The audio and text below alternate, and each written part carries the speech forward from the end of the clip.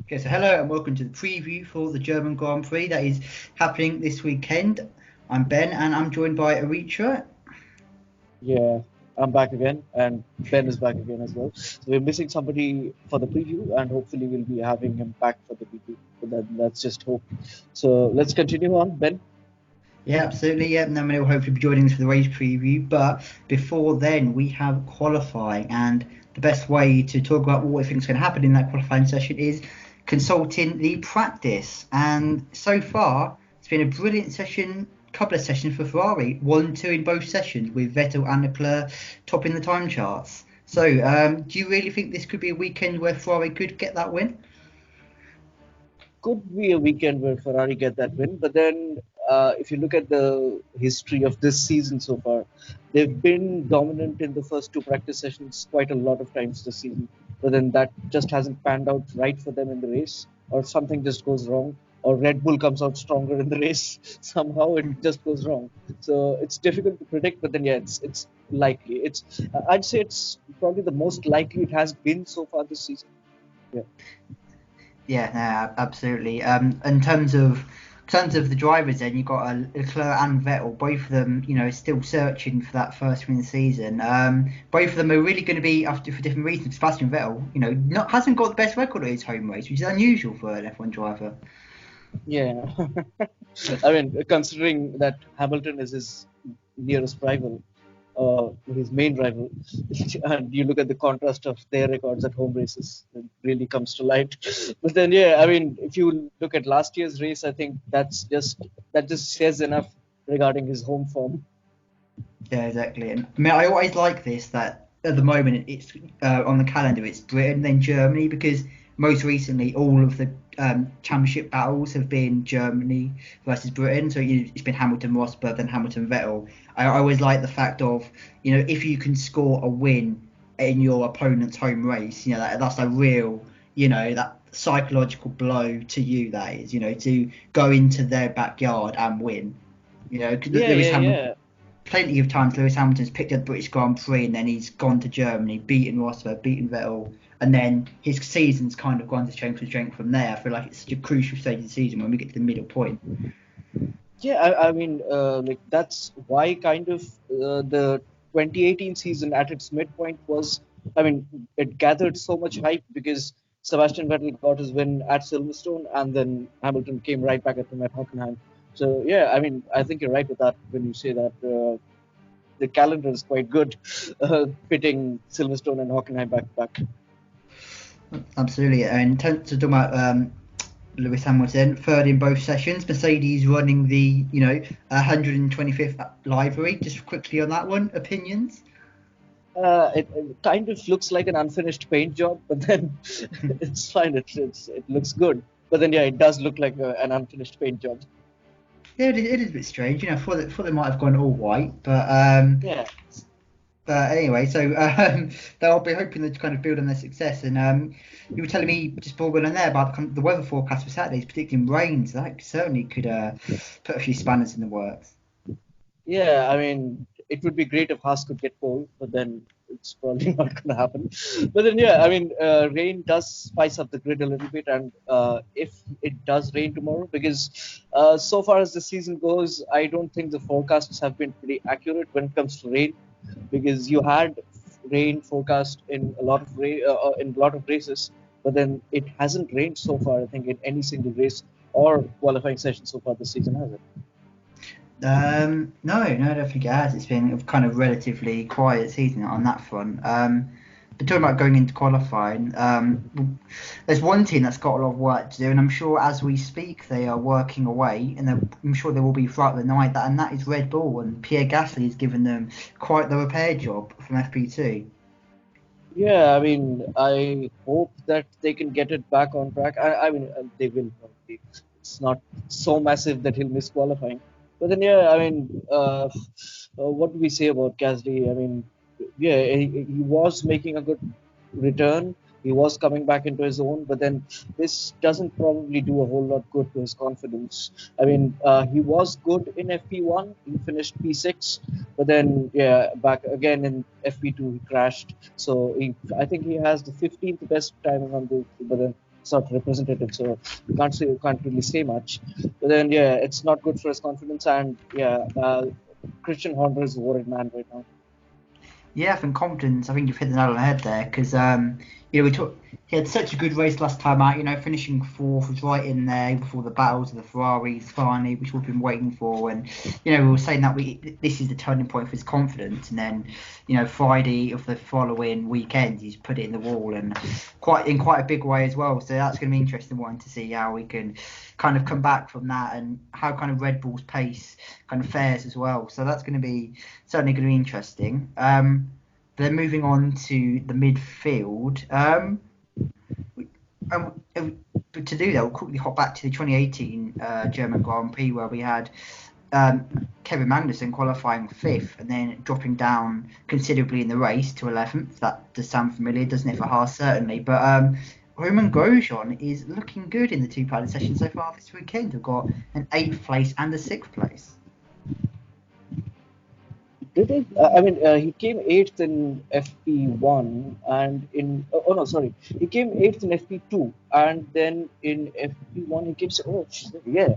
I mean, I didn't really pay attention to my statistics there, but yeah, he is looking good. But then we have to remember that it's only practice, and there is not a team which is more unpredictable than Haas this season. So he can go from 6 to 16 in no time. Yeah, no, it is a I strange mean, one, that pass. it really saddens me to say that, but then that is kind of how they have been this season. So, I mean, I don't really have high expectations because keeping high expectations from them can be pretty risky if you follow the trend at least. That's very true. But just saying on Haas, then, how big a weekend do you think this is for their two drivers? Because we're moving towards silly season. We're moving towards when rumours are going to start flying around about drivers' futures, and both of them, put themselves in goodness John's bad books last time out. Crashing into each other on the first lap. So, yeah, I think it's really important now. Don't you think that they're going to start getting performances on the board and start staking their claim for a seat for next year? I mean, now that you say it, I think it's probably now or never for Grosjean. I think Magnussen comparatively is safer in that seat because I don't think they'll be pushing both their drivers out all of a sudden unless they don't get any more points this season or something like that. But then I think K-Mag is relatively safer because if you look at the records this season or at least the points table, K-Mag has 14 points, Grosjean has 2. So, I mean, you have to say Magnussen hasn't been at his best this season, or he hasn't been like he was last season. But then, yeah, he has been a whole lot better than Grosjean. And yeah, like I said, it's now or never for Grosjean because if we go by suspicions and what is looking increasingly likely with every passing weekend is that this might be his last year in F1. Yeah, I mean, he has this knack, doesn't he, of, when it gets to the middle point of the season, there's a bit of pressure on him, pulls out a few good results, but he certainly is going to need it this time, because I feel like, yeah, the end is maybe nearing for Roman. But we'll find out. But in terms of the midfield, Especially because you have so many drivers coming up, and there is an abundance of drivers in F1 right now, and I mean drivers waiting on the wings to get in from F2 and other contests. So I mean you have to consider that Haas needs a team, needs both of their drivers to be solid right now, and their car is underperforming, right? So they can't have a driver who's underperforming as well. So in case the car doesn't underperform, then they can get the maximum out of it. So I don't think they need a driver right now who's underperforming, and Grosjean is underperforming massively this season. yeah, I think exactly right. And obviously, you've got the Ocon fact as well. With such a talented driver, among many, there were many drivers, I'm sure, out there in F2 and in the wider world that are worthy of an F1 seat and are good enough for one. But while you've got somebody like Esteban Ocon, who's not on the grid, who's given such good impression of himself in the 2 seasons previously, every time there's a seat that looks a bit dodgy, looks like they might be changing, that his name is always going to be mentioned. So you can never. Ocon is kind of like a shadow that hanging over every underperforming driver on the grid at the moment. So it's a really really interesting one, that. Yeah, I mean, like if you follow the rumors around, I mean, he has been linked to pretty much every seat apart from McLaren because they've sorted themselves out. I mean, the most surprising part is some people genuinely believe that he might make it to Red Bull next year. Well, I mean, I've heard Mercedes isn't out of the question, and Mercedes are kind of delaying on that decision at the moment. So I think that would be a little bit of a surprise the way Bottas has performed this season. I can't see them dropping him, but yeah, it's I'm sure he'll be back on the grid for 2020 certainly. Yeah, I mean, it would be an atrocity if they drop Bottas right now, considering that they did not last season. Exactly. I feel like Bottas is performing at a level where you can't really complain at the moment. He's doing much more than he was last season because he's consistently beating every other team now, like he wasn't doing last year, and he is obviously beating Hamilton in qualifying more often than not. You've got to say at the moment.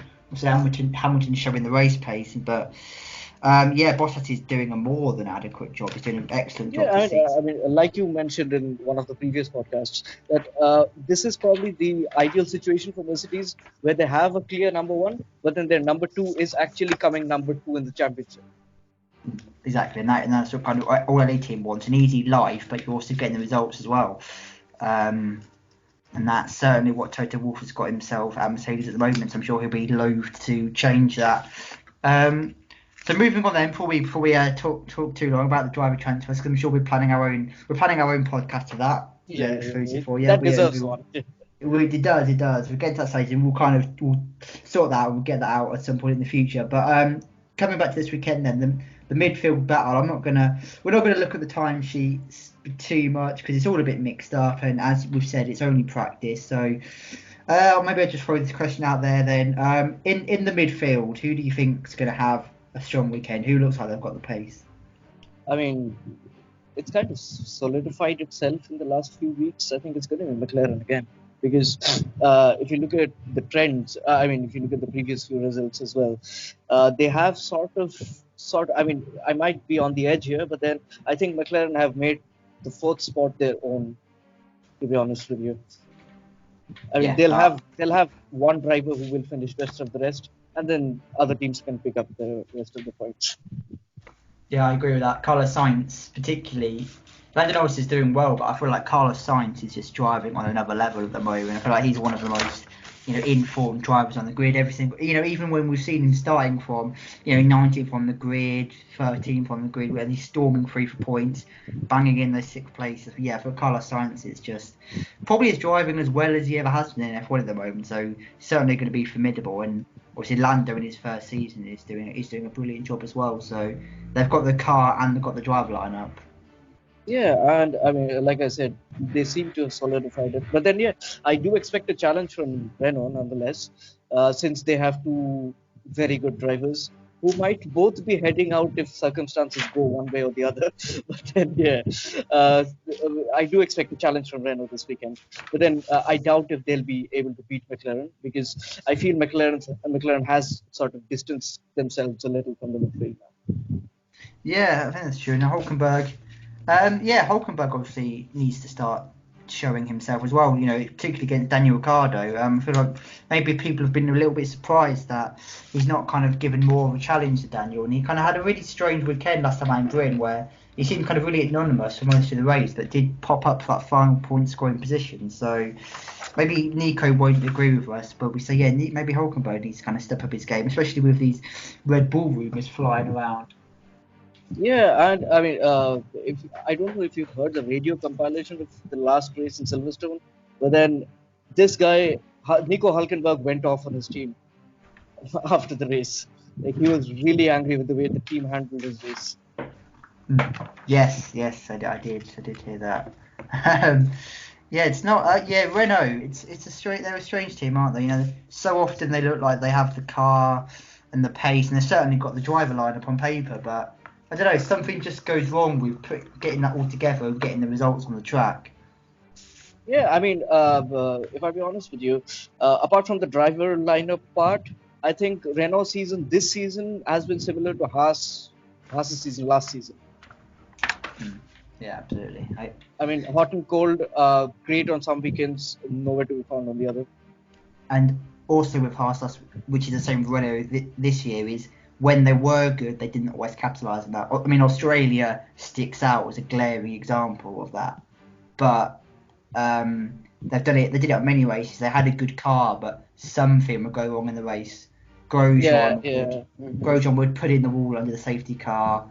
They'd make a pit stop error. They'd just be a there'd be an accident. Something would always go wrong, and Renault were a bit like that. Although with the Yeah, Renault engine, yeah, I mean, Renault had a double DNF in Bahrain. I can't just forget that. yeah, absolutely. It's kind of like it's kind of like someone flipped the switch, power went off, and both cars just ground to a halt. Yeah, and I mean, like speaking of the midfield, I think the only other man from outside these two teams who is really posing a challenge to these two teams is Kimi Raikkonen, and he looks solid in the practice session times as well. Yeah, I agree. Kimi Räikkönen is having a great season, very, very solid season. Well, sorry, saying he had a very solid season, I think, is doing him an injustice. I think he's having a brilliant season. The way I don't think that Alfa Romeo is. I don't think he's one of the better midfield cars, but Kimi Räikkönen, with experience, his consistency, he's kind of, consistently getting those points, and I think that's really impressive. And he's such an asset to a team like Alfa Romeo. Yeah, and I mean, considering the proportion of points that him and his teammate have contributed to the team's cause, you will know what a brilliant season this man is having. Yeah, 25-1, I think. Yeah, exactly. Completely agree. And Sauber have always been a bit like that. I found like the old, obviously it's not Sauber anymore, but the team of it basically is the Sauber team just Yeah. rebranded. They've always kind of had that one. There's always been one driver scoring the bulk of points, and then they've had a second driver which just hasn't been quite up to it. They've never been able to put two quality drivers in the car together. I found, you go back to Ericsson and Yeah. I Leclerc, mean, and no, yeah, I mean, exactly. there was a great difference of points between Leclerc and Ericsson over last season, but then it wasn't as great as 25-1, if you get what I'm saying. No, absolutely. And yeah, I think Giovinazzi's problem is that he's in the team of Kimi Räikkönen, obviously ex-world champion, been driving in the top teams all his career, and yeah, he's really and Giovinazzi's not quite a rookie, not very far into his F1 career either way, and yeah, he's kind of there's a mixed match in ability there, and Giovinazzi's kind of image is coming off a lot worse for that. Yeah, I mean, now that you mention it, I think Giovinazzi and Raikkonen's situation is like very similar to Alonso and Van Dorn. Yeah, I agree. And at the same time, those two situations I think are similar, and I think it's important to not get carried away with praising Alonso / Kimi Räikkönen. I feel like we do have to say I do think there is an element of Giovinazzi underperforming at the same time. Yeah, exactly. Uh, Like it was with Stoffel last year. He was yeah, underperforming as well. So it kind of that, is on both sides. But then, yeah, at least Giovinazzi is not getting whitewashed in qualifying. yeah, that's true. Yeah, Giovinazzi's actually the past couple of weekends he's kind of been knocking on the door of Q3 if not getting in there. So his qualifying is kind of taken an upturn. Just hasn't managed to come rather into the race. And as we've said a few times before, and as is kind of known in F1 circles, when the midfield battle's so close like it is this season, sometimes not getting into Q3 is a blessing in disguise. Yeah, Sometimes exactly. it's actually serves you better starting 11th than starting 10th, the Mm, whole free choice of tyres. So yeah. that's an interesting thing to consider sometimes. And I guess then moving on to the one team that is consistent in the midfield, are they even in the midfield, should we say? Williams. Oh, we're not discussing them last race. That's a change. That is true. That is true. Yeah, no, but then do you really see an upward turn? Because I don't think it's going to change right now. But then, yeah, there have been positive signs with George Russell getting his best ever result last race. But then, have they done enough to be scoring points as yet? I don't think so. No, I don't think so. I think their car is still way down, and even when you look at the races where George Russell's beating people, his fastest laps are still like nearly a second off. The other cars, they've always had the cars have had a problem or a penalty. So I don't feel like, as harsh as it is to say, I don't feel like he's outdriven anybody and that is only because of the car. It's not because of his ability. It's just he doesn't. Williams don't have the car to outdrive or outrace anybody in a clean race. If it's a clean race, for every single car, Williams will come home last, and that's just the way it is. Yeah. And that's the way it's going to be. throughout the whole season, and yeah, they just need.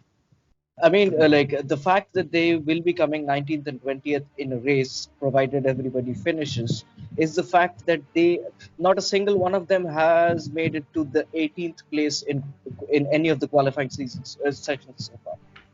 Exactly, and that's will go back to kind of the whole fastest lap thing. When you look at the results after the race, you see like Williams' fastest lap is still consistently a second behind everyone else, even throughout the whole race distance, and even qualifying and in practice. I mean, if we look now, the times Williams are consistently in the 1:16s. You know, everyone else in the Hasses and the Alphas are in the mid 1:15s, and the Williamses are in the late 1:16s. So it's a long, hard slog for the Williams team.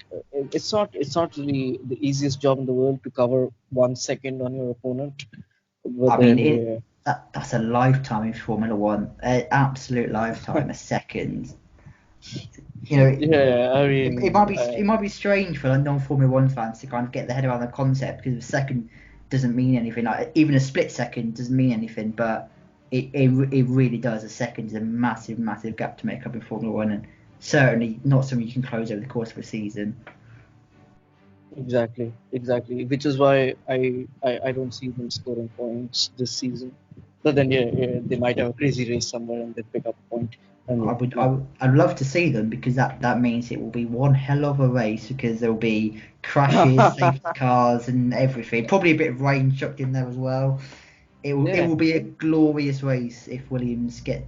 It will be the best race of the season if Williams do score points, and I certainly hope it happens. But no, I mean, imagine we have a wet qualifying tomorrow and Williams make it to Q3. Oh, that would be amazing. I'm Dreams. sure. Dreams. And that's probably all they will be, sadly. No, we haven't talked about my man Kvyat yet, so we aren't going on. I'll let you take it away then.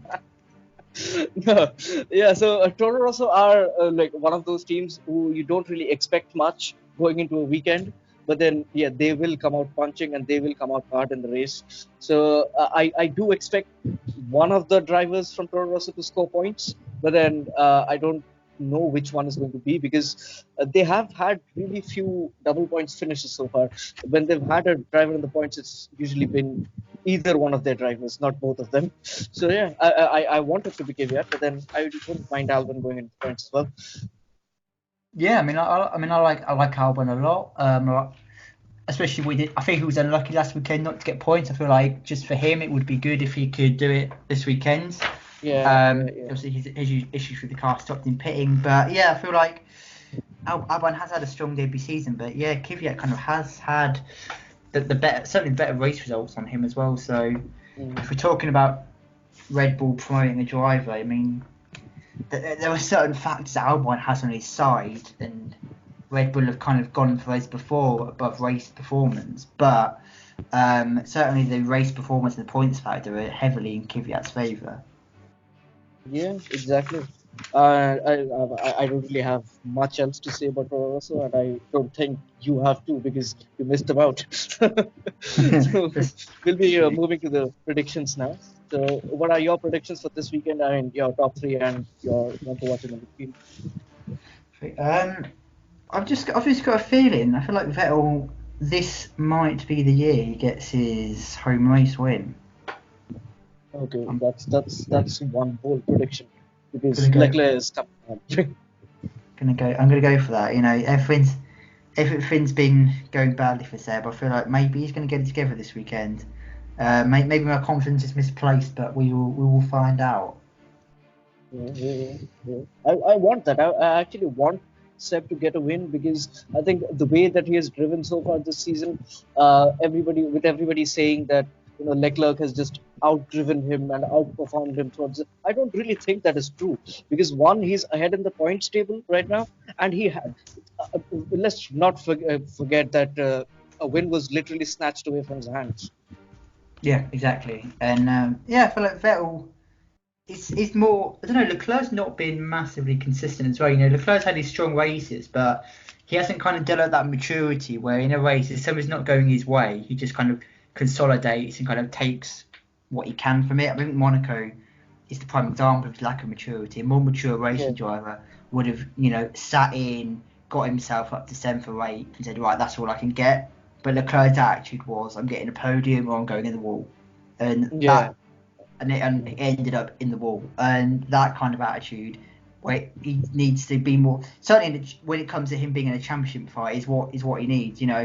Hamilton has been, and everyone's been clever enough to recognise that sometimes you just have to sit in and take what you can get from a weekend, damage limitation, and not put your nose into that battle because it might get taken off and you can't lose the points, or if you've got a mechanic on and just nurse it home. Leclerc doesn't have that kind of level of maturity yet, which I feel like Vettel has. Yeah, but obviously has that because he's like what, 10 seasons older Yeah, than Leclerc. yeah, exactly. Leclerc does need, and he does need to learn quickly in the top team. But obviously, I'm not saying it's bad that he doesn't have that. He needs to learn it quickly, and when you're at the top, you need to kind of adapt quickly. But yeah, that's kind of that's the next level in Leclerc's development for me. But yeah, Vettel has been making too many mistakes himself, so there's things to work on for both Ferrari drivers, but that car has had the pace at certain points of the season to get the win. Definitely. So, I mean, let's move on to the rest of your predictions then.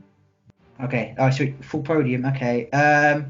I will go Vettel, Hamilton, Leclerc. Okay, I'll go Hamilton splitting the Ferraris on the podium. Okay, cool. That's cool. So the championship gap is increasing. Because yeah, I'm going. I mean, maybe Ferrari is selling me a dream with this practice pace, but I'm Yeah, gonna. your dream might be shattered as early as tomorrow morning, but then yeah, let Very it true. live on till it does. Exactly. And we'll get yours in. What are you going for? Uh, I'm going for a Seb win, Max to split the Ferraris. No Mercedes podium. No, because if I have heard correctly, it's going to be a hot race, and the last time we had a really hot race in Europe, Mercedes did struggle to get on the podium and probably did not deserve to be on the podium. No, absolutely. Yes, I mean we missed out on the ones to watch. Mine is Carlos Sainz. So yours is Carlos Sainz as well, I guess, if not Lando. Um, yeah, I don't know. I mean, it almost seems like he's not one to watch anymore because it's just such an obvious choice. But yeah, I'll go with Carlos. Actually, I'll go Perez. I feel like Perez has been knocking on the door of points quite a few races now. Hasn't been there.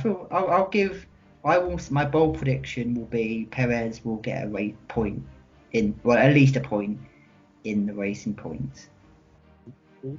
I mean, we have to depend a lot on qualifying for that.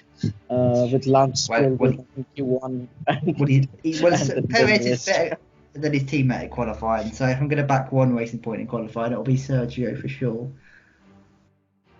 Yeah. All right, so that is all that we have right now, and we will be back soon with the review for Germany, and we will have the additional voice back. We hope.